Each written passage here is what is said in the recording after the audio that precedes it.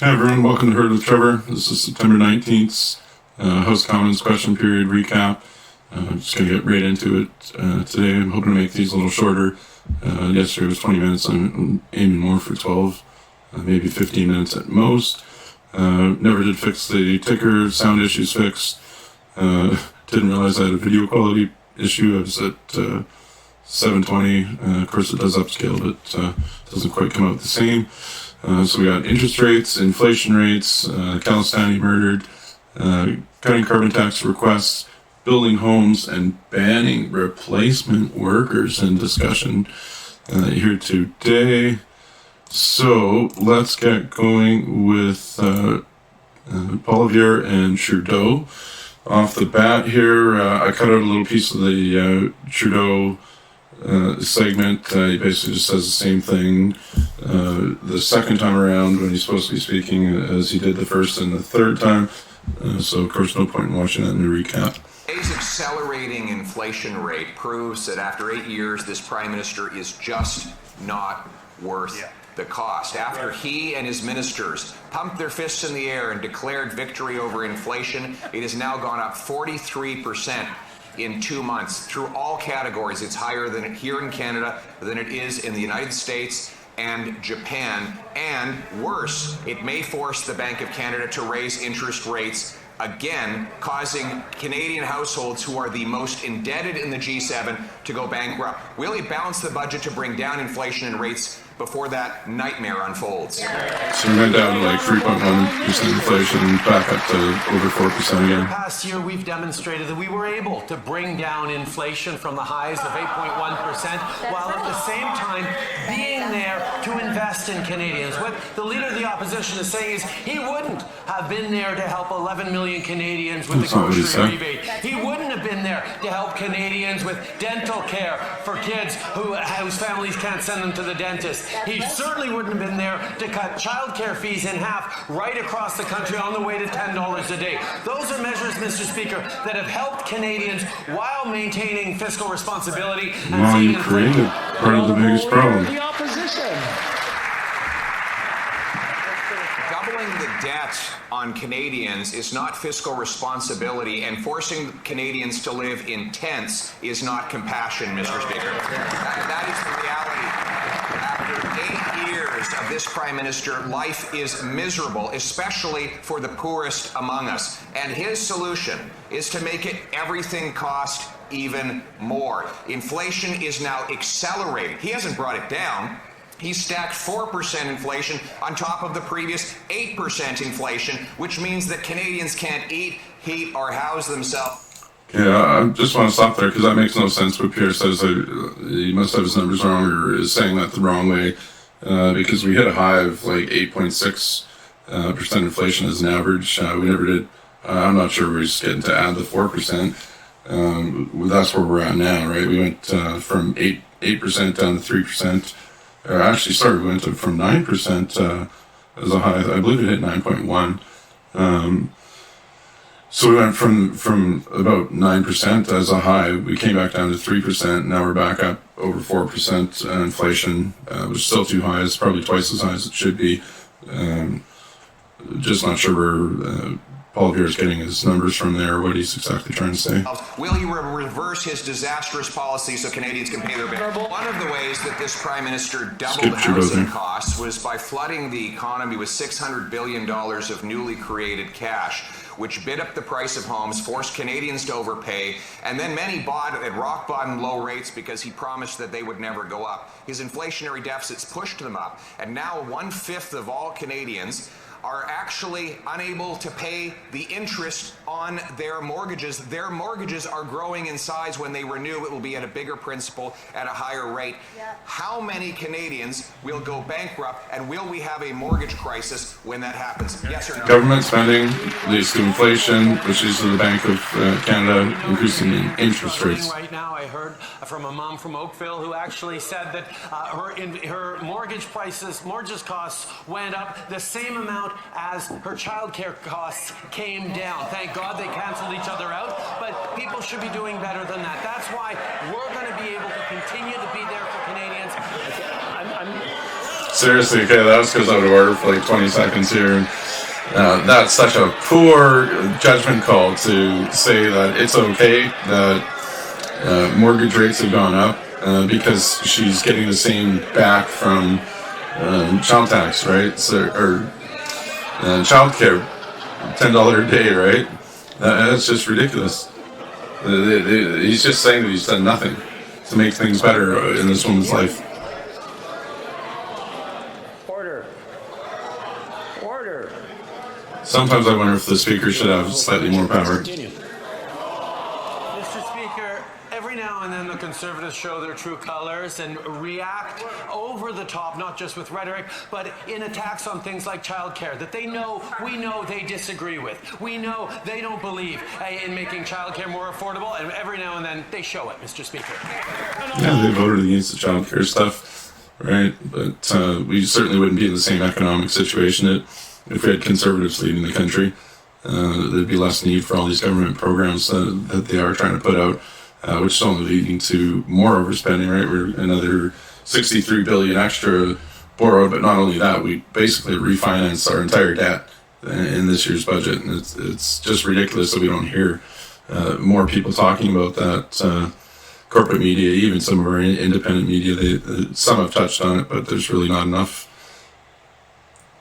Allegation that a Canadian citizen was killed on Canadian soil Khalistani by a foreign government has rocked our country. We don't even know. Fleeing violence and persecution, I've always thought of Canada as a safe place, but now that sense of safety and security has been rocked. People are afraid for their lives. So my question to the Prime Minister, for people that have received credible threats of active credible threats of violence to their lives here in Canada, what is the plan to provide them with protection so they can be safe in Canada?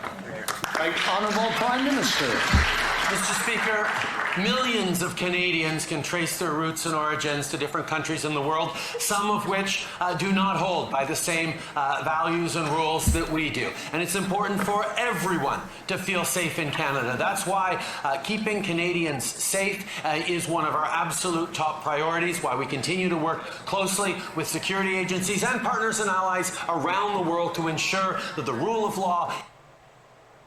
So this man that was murdered, they're calling him a Sikh leader in most of the media. Some does reference him as being a Khalistani supporter. Right, I can't get into all the stuff about Khalistani, but this has basically been brought from India to Canada.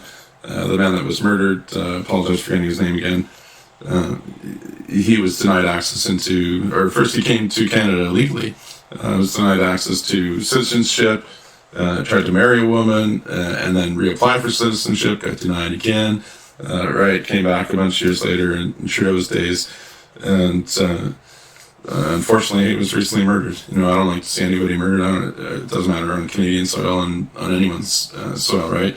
But what Trudeau seems to be doing here is playing this off into how the world sees that India and Modi, and specifically his government, despises Canada, and Trudeau is basically using this as a sympathy card, right? And that's unfortunate in itself, right? Like we don't know a whole lot of details on this publicly, and just the way that Trudeau came out with this is really not good for the Canada-India relationship at all. Just now asked why we should trust this Prime Minister. Why does he continue to trust this Prime Minister and prop him up over and over again? The Liberal NDP inflation power drives Canadians further, up to 4% now. This Finance Minister was doing victory laps just 2 months ago, saying that she stopped inflation. It's gone up 43% since then, and after 8 years of this incompetency, they're just not worth the cost anymore. Yeah, I just want to add in that clip.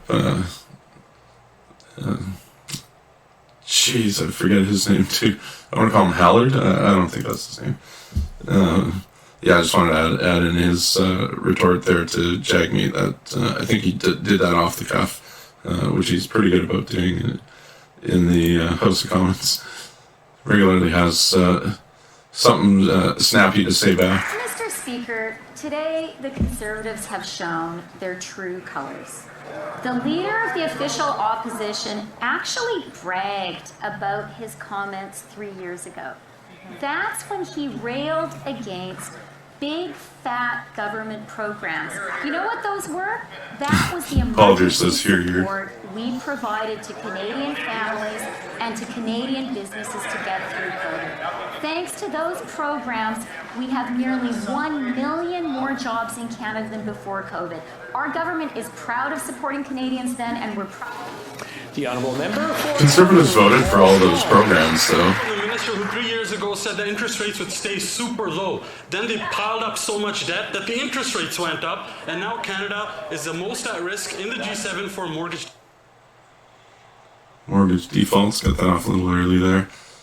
Yeah, I just find it, all parties really, they stretch the truth. They use select portions of fact and present that as the whole truth, right? But I just find it ridiculous how bad that it's gotten the past 2-3 years here with the Liberal Party. I was going to say something. I'll just hold that in. Says that the government's plan to bring inflation down is working, but that's not just what's happening.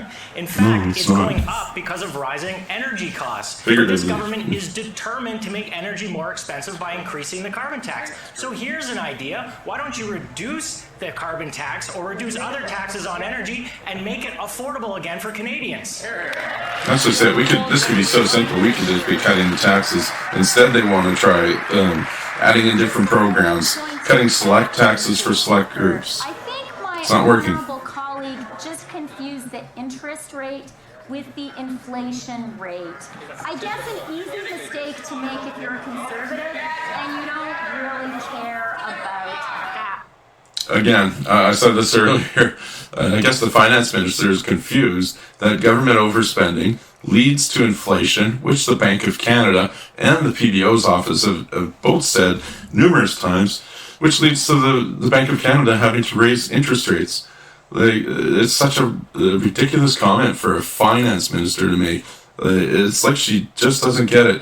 And I fully admit, finances in the government is certainly not my thing. I can tell you a lot of departments and the least about finance, other than being able to grab you the numbers that I can find. Madam Minister of Finance, it is not working. So the Liberals have been in office for 8 years. Is the Deputy Prime Minister aware that reckless, crazy spending has a direct impact on mortgage payments? The shorter version of what I was just saying.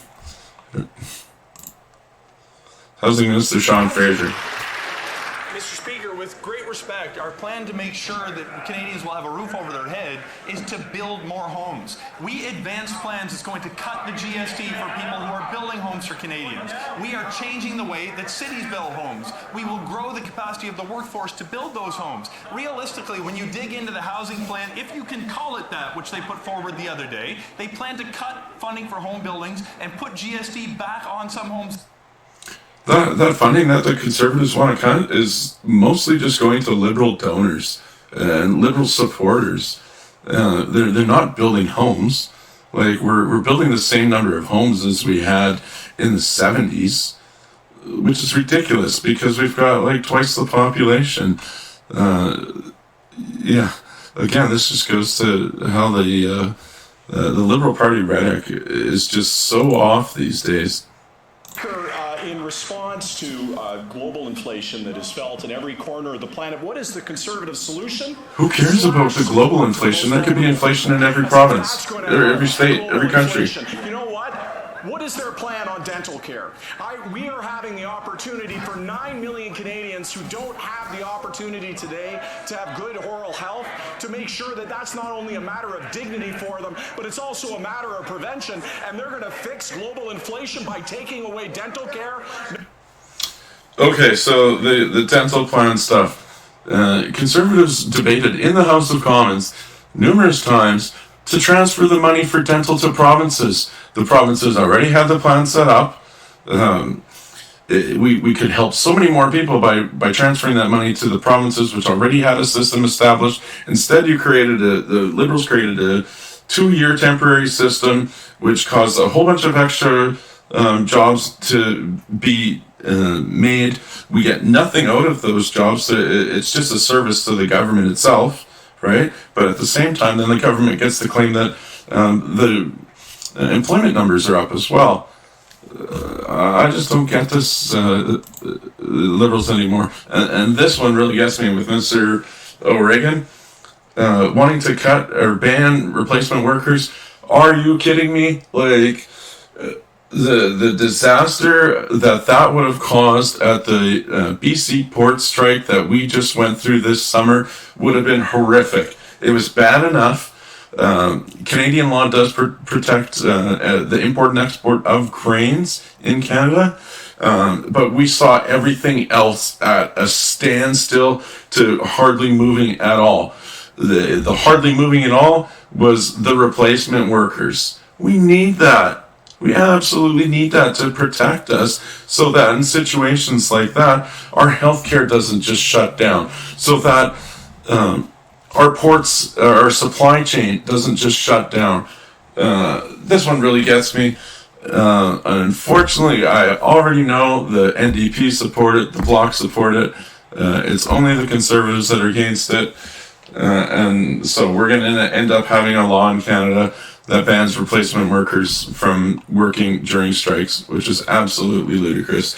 And that's about all I got for today. I'm a little worked up towards the end there. But that's what, politics really does to us. Hope you guys enjoy the rest of your day. Hope you enjoy the show. And please do subscribe.